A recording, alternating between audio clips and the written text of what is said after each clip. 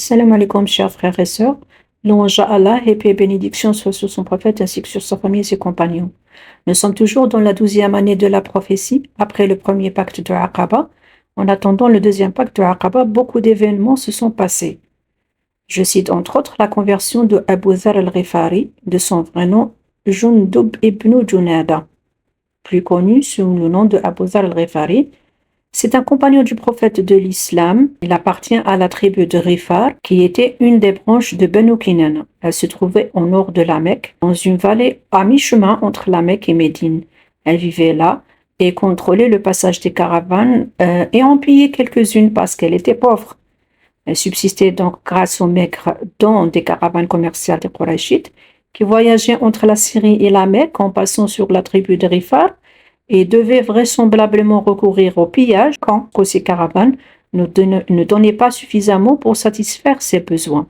Donc Jundub ibn Junada, surnommé Abu Dharr al-Ghifari, appartenait à cette tribu. Il était réputé pour son courage et son aversion pour les idoles. Il rejetait complètement les croyances religieuses corrompues de sa tribu, qui ne respectait pas les mois sacrés, car la sacralisation des 4 mois existait bel et bien avant l'islam, mais sa tribu ne le respectait pas. Donc Abu Dharr croyait en Dieu par instinct. Il était déjà monothéiste sans connaître l'islam, bien avant sa conversion, bien avant sa rencontre avec le prophète, que le salut soit sur lui, et donc n'adorait pas les idoles. Il faisait la prière à sa façon, comme une invocation, comme un dua, pendant 3 ans avant sa conversion. Il disait qu'il observait la prière nocturne au moment de la fin de la nuit, et tellement il était fatigué, il tombait comme un drap jusqu'à ce que le soleil se lève sur lui. Et c'est pour cette raison qu'ils ont décidé, lui, son frère aîné Unais et sa mère Ramla, de quitter la tribu de Ghifar pour aller se réfugier un peu plus loin des leurs.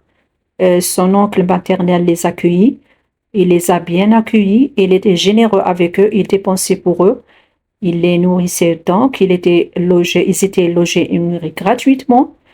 Et cela, cette hospitalité généreuse, a incité l'envie des voisins. C'est de la pure jalousie non fondée, juste comme ça. Et du coup, ces voisins mal intentionnés voulaient que cette bienfaisance s'arrête. Qu'est-ce qu'ils ont fait? Ils ont commencé à crier des mensonges autour de la famille de Abu Dharr al-Ghifari. Ils racontaient que le frère de Abu Dharr, Unais, harcelait la femme de son oncle pendant l'absence de son oncle. Et il lui faisait des avances, et c'était faux bien sûr. Mais l'oncle a cru à ses beaux-parents et a accusé son neveu de ce qu'il n'a pas fait. Blessé, touché dans son honneur, la famille d'Abu Dharr al-Ghifari a décidé de quitter et de partir en se préparant leur monture, en chargeant leurs bagages. L'oncle s'est couvert le visage et pleurait. Il était apparemment touché par leur départ.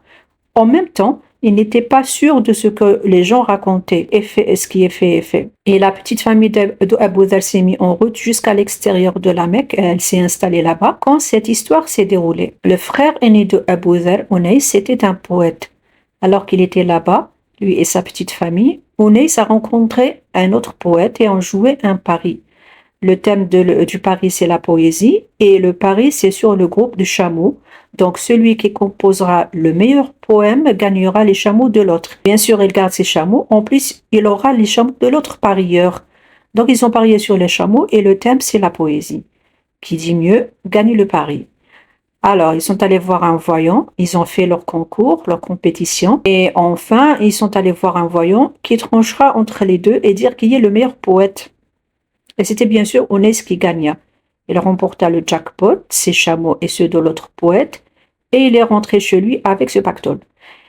Il a dit à Abu Dharr al-Ghifari, à son frère, il a dit, je vais aller à la Mecque, j'ai quelque chose à faire là-bas, veux-tu rester ici avec ma mère et garder les chameaux? Son frère a dit oui, et Unais est allé à la Mecque, il est resté là-bas longtemps, il a tardé, donc il est rentré tard.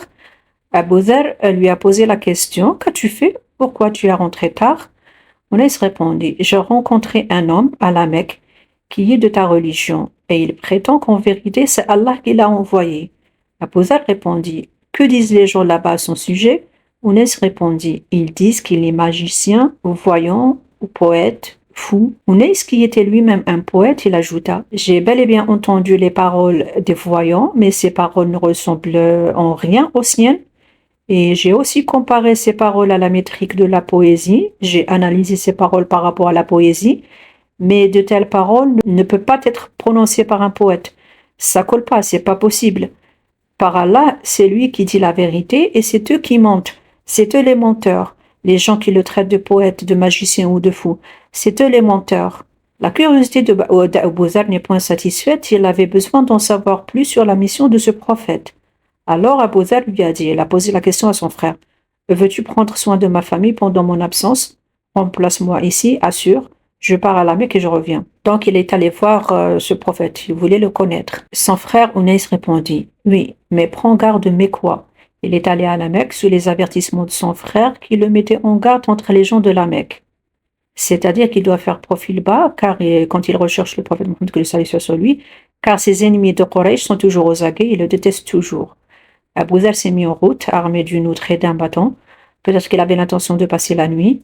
Quand il est arrivé à la Mecque incognito, il ne voulait pas qu'on le sache qu'il est venu chercher le prophète Mohammed, que le salut soit sur lui.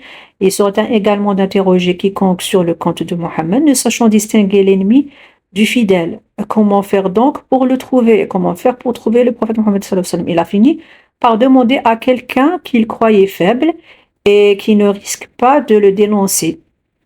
Selon Abu Dharr al-Ghifari, il pose la question à ce faible, il lui dit, où est celui que vous appelez As-Sabi? As-Sabi, celui qui a renié sa religion. Parlons du prophète Mohammed sallallahu alayhi wa sallam. Mais malheureusement, même le faible a une aversion contre le prophète. Il s'est pointé vers lui, vers Abu Dharr al-Ghifari, en criant, il cherche le Sabi, c'est-à-dire il cherche le prophète. Là-dessus, les gens de la vallée l'ont attaqué avec de la boue sèche et des ossements des animaux jusqu'à ce qu'il tombe inconscient de douleur.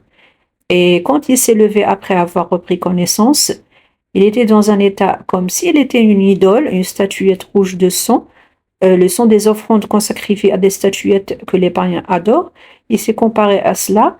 Et lui, il était bien sûr rouge de sang de ses blessures. Il est allé à la source de Zamzam, il s'est lavé de son sang, et il a bu de la source de Zamzam. Il est resté quand même 30 nuits ou 30 jours. Il buvait et se nourrissait de l'eau de Zamzam. Et pourtant, il n'avait pas faim. Et pendant cette période de son séjour, une nuit, la Kaaba était vide de ses habitants, de ses pèlerins, et il n'y avait aucun pèlerin. Apparemment, ils dormaient tous dans cette nuit très éclairée par la lune, et personne n'était là pour faire le tour de la Kaaba. Il n'y avait que deux femmes qui adoraient leur divinité, deux statuettes qu'ils s'appelaient Isaf et Naïla. Isaf est masculin et Naïla est féminin selon eux. En faisant leur tour autour de la Kaaba et en invoquant ces deux divinités Isaf et Naïla, ces deux femmes sont passées à son niveau, à niveau d'Abu Dharr al-Ghifari, et quand elles l'ont vu, il leur a dit « Mariez-les, mariez Isaf et Naïla ». Mais ça ne les a pas dissuadées de leur invocation. Elles n'ont pas arrêté, elles ont continué à appeler Isaf et Naïla. Et comme il n'y avait personne, c'était vide, il avait le courage de dire plus que ça. Elles ont continué à invoquer Isaf et Naïla, comme si elles n'ont rien entendu. Et dès que leur tour les amène jusqu'à Abu Dharr al-Ghifari, elle a profité pour leur dire « c'est du bois ». Il leur a dit cela avec des mots si clairs qu'ils ne pouvaient pas exprimer autrement en termes métaphoriques. Ces femmes étaient choquées de ce langage cru et commençaient à crier à qui veut l'entendre et dire à haute voix « s'il y en avait quelqu'un dans notre tribu de Quraysh, il t'aurait donné une leçon pour les mots obscènes que tu as proférés contre nos idoles. » À ce moment-là, Abu Bakr et le prophète Mohammed sallallahu alayhi wa sallam étaient en train de marcher vers la Kaaba en descendant de la vallée de la Mecque. Ces femmes, en les voyant, il leur a demandé, le prophète Mohammed sallallahu alayhi wa sallam leur a demandé, que vous est-il arrivé, pourquoi vous criez? Ils disent, voilà le Sabi, voulant dire le renégat, en parlant de Abu Dharr al-Ghifari. Voilà le Sabi qui s'est caché entre la Kaaba et son rideau. Et il a dit, qu'est-ce qu'il t'a dit? Qu'est-ce qu'il vous a dit? Il a dit un gros mot. Il a prononcé devant nous des paroles que nous ne pouvons pas répéter. Le messager d'Allah n'a rien dit. Il a embrassé la pierre noire et a fait le tour de la maison avec son compagnon Abu Bakr. Il n'a rien dit, ni aux femmes, ni à Abu Dharr al-Ghifari, et a ensuite observé la prière. Et quand il eut fini sa prière, Abu Dharr al-Ghifari le salua. Il lui a dit que la paix soit sur toi, ô messager d'Allah. C'est-à-dire, il a dit salam alaykum. Le prophète répondit, paix et bénédiction sur lui. Il répondit, et sur toi la paix de Dieu, sa miséricorde et les bénédictions. Abu Dharr fut le premier à saluer le prophète, paix et bénédiction sur lui, du salut de l'islam. C'est le premier qui a dit salam alaykum. Suite à cela, son usage se répandit. Le prophète Mohammed, que le salut soit sur lui, a demandé: Qui es-tu? Il a dit: De la tribu de Rifar. Le prophète Mohammed pencha sa tête et posa ses doigts sur son front. À ce geste, Abu Dharr al-Ghifari s'est dit au fond de lui que peut-être le prophète Mohammed n'a pas aimé que j'appartienne à la tribu des Rifar. Il a tenté de lui attraper la main, mais son ami Abu Bakr, qui en savait plus que lui, l'en a dissuadé. Il leva alors la tête, le prophète Mohammed leva la tête et dit: Depuis combien de temps es-tu ici? Abu Dharr al-Ghifari répondit: Je suis ici depuis 30 nuits et jours. Il a dit: Qui t'a nourri? Il a dit: Il n'y a eu pour moi d'autre nourriture que l'eau de Zamzam. Et je ne ressentais aucune faim. Le prophète Mohammed dit: C'est de l'eau bénite. L'eau de Zamzam, elle sert aussi de nourriture. Sur ce, Abu Bakr a dit: Messager d'Allah, permettez-moi de lui servir d'hôte pour ce soir.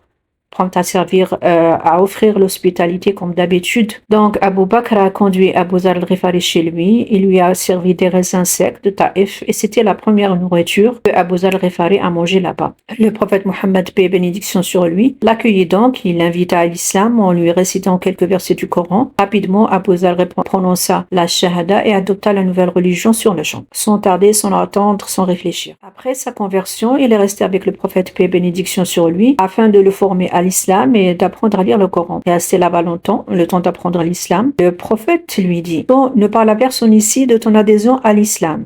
Il te tuerait. Rentre chez toi, dans ta tribu. Le jour où tu entendras que je me suis fait connaître ouvertement, alors reviens à moi. Il a juré, Abu Dharr al-Ghifari, il a juré par celui qui t'a envoyé: Je ne quitterai pas la Mecque sans me rendre à la mosquée sacrée, à la Kaaba, et proclamer la vérité au milieu des Qurayshites, quitte à supporter les conséquences. Le prophète, bénédiction sur lui, se tut, n'a rien dit. Abu Dharr al-Ghifari est allé donc à la Mecque, à la mosquée plutôt, où les Qurayshites étaient assemblés en pleine discussion. Il se mêlait à eux et criait du plus fort qu'il put: Ô Qurayshites, je témoigne qu'il n'y a d'autre Dieu qu'Allah et que Mohammed est son messager. Sur le champ et sans attendre, ils sautèrent sur leurs jambes et s'exclamèrent: Attrapons-le, lui qui a abandonné sa religion. Ils bondirent sur lui et le frappèrent sans merci. Ils le rouèrent de coups, quitte à le tuer, même si ça pouvait conduire à sa mort, ils s'en foutaient. Toutefois, Al-Abbas ibn Abd al-Muttalib, l'oncle du prophète, paix et bénédiction sur lui, le reconnut et se pencha sur lui pour le protéger de leurs coups et leur dit: Malheur à vous, voulez-vous tuer un homme des Rifar, de la tribu de Rifar, alors que vos caravanes passent par leur territoire? Là seulement, ils le relâchèrent. Le lendemain, la situation se répéta le jour suivant. Il a refait la même chose. Il déclara, en parlant de Abu Dharr toujours, il déclara ouvertement sa foi devant les Qurayshites que le battirent durement. Encore Al-Abbas, l'oncle du prophète, intervint et rappela aux Qurayshites que ce sont les Banu Rifar qui contrôlent le passage des caravanes dans la région et qui se pourraient les mettre à dos, sur quoi ils le relâchèrent et il rentra chez lui. Il retournait donc vers son clan. Son frère l'interrogea, son frère Oneis: Qu'as-tu fait? Lui expliquait qu'il était devenu musulman et qu'il croyait désormais à la vérité des enseignements de Mohammed, et lui répondit, son frère: Je ne suis pas opposé à ta religion, de fait, je suis moi aussi musulman et croyant. Tous deux, ils allèrent chez leur mère afin de l'inviter à l'islam. Sa réponse fut la même. Elle a dit: Je n'ai rien contre votre religion, j'accepte également l'islam. Cette famille de fidèles ont donc chargé leurs chameaux et rentra à la tribu de Rifar, les invita à l'islam et la moitié de la tribu a embrassé l'islam. Leur chef donc a institué finalement la prière en congrégation, ou la prière de groupe. L'autre moitié de la tribu de Rifar, qui n'a pas embrassé l'islam, avait l'intention de le faire quand le messager d'Allah se rendra à Médine. Et en effet, quand le messager d'Allah s'est rendu à Médine, la moitié restante également de la tribu de Rifar a embrassé l'islam. Donc toute la tribu de Rifar a embrassé l'islam. Sur ce, je termine. Je vous remercie pour l'écoute et à la prochaine, Inch'Allah, si vous êtes intéressés.